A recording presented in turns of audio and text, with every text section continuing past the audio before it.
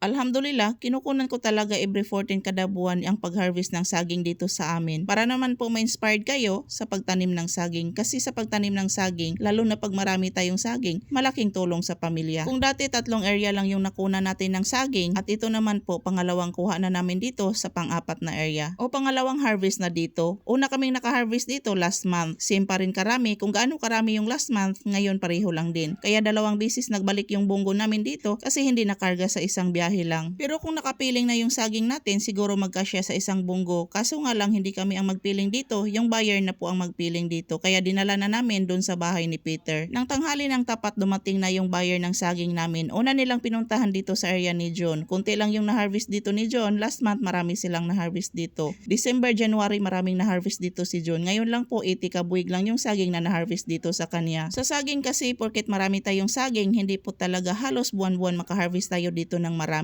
May buwan din kasi na matumal. Example dito kay John, 2 buwan po dito na magkasunod na marami siyang nakuha dito. Yung nakuha ni Peter doon sa pang-4 na area natin, dito na dinala lahat sa bahay ni Peter at ito na nga, dumating na yung buyer dito para dito na ipiling lahat. Itong nakaputi ng damit si John ito. Itong nakahubad naman si Rinrin po. Si Rinrin at Peter magkasama po to sila sa isang bahay lang at ito na nga sabi ko kay Rinrin at kay John, ibaba na nila para naman maumpisahan dito sa buyer sa pagpiling. Dito sa mga saging namin maraming nagtanong na mga viewers natin, nagtanong sila kung anong variety po na itong saging saba namin. Parang 3 variety po to yung saging namin, mix kasi ito. Kasi ito, nung nag-umpisa pa lang kami sa pagtanim ng saging saba, 3 tao po yung nahingian namin dito. In short, wala kaming gasto dito sa similya ng saging kasi binibigay lang sa amin. Yung gasto lang namin dito, yung labor sa pagkuha ng similya, yung pag-prepare sa lupa, at malaking natipid namin na libre na yung similya. Kasi kung binibili pa namin yung similya, medyo malaki-laki talaga ang gasto. Sa saging kasi, lalo na dito sa saging saba natin, kung maglagay tayo ng abono, hindi naman po ito kagaya sa mga tanim like tubo na kailangan damihan paglagay ng abono. Dito sa saging, kunti lang pong ilagay natin dito. Pero kung pwede, every 15 days or once a month tayo mag-abono dito. Lalo na dito sa lugar namin sa Matalam na ang lupa dito acidic kasi sige kami gamit ng abono dito kasi alam naman po natin dito sa Matalam na puro tubo lahat ng mga tanim dito. Once kasi pag tubo yung tanim sa lupa natin, ang lupa natin nagiging acidic na din. Maganda sana gamitin lalo na dito sa saging natin organic na abono. Nakatry kami dati guano, yun nga lang medyo mahal kasi nabili namin yon parang 600 ata tapos 20 ata or 25 kilos. Maganda talaga yung epekto sa saging. Bago lang kami nakaabono ng mga saging namin lalo na dun sa pinakamalaking area namin na puro talaga saging yung laman. Yun, dinamihan namin yun ng abono kasi yun nga, puro maliliit yung bunga doon. Lalo na doon sa pang-4 namin na area, medyo malalaki naman yung bunga doon, sinasali na din namin. Marami kaming ginamit doon na abono para naman po makabawi yung bunga ng saging natin. Buti na lang itong tauhan ng buyer ng saging namin, mabilis magpiling. Well trained kasi itong mga tao niya kasi kung hindi ganito kabilis baka mabutan pa ng bukas. Okay lang sana kung kunti lang yung saging na bilihin nila kaso isang forward o isang bunggo kadalasan yung mga saging na bibilihin nila. Inshallah ngayon na year baka magbunga na lahat yung mga saging natin. So baka umaabot na ng 4 to 5 or 6 tons yung saging natin at hindi na kaya na once a month lang tayo mag-harvest. Baka every 15 days na tayo mag-harvest dito kasi kung hintayin natin na once a month pumunta yung buyer dito, baka marami nang mahinog sa saging natin. Sana sa video ito marami kayong matutunan at naka-inspire din kami sa inyo. Maraming salamat sa inyong pagtanaw. Ingat, Amping Kanunay.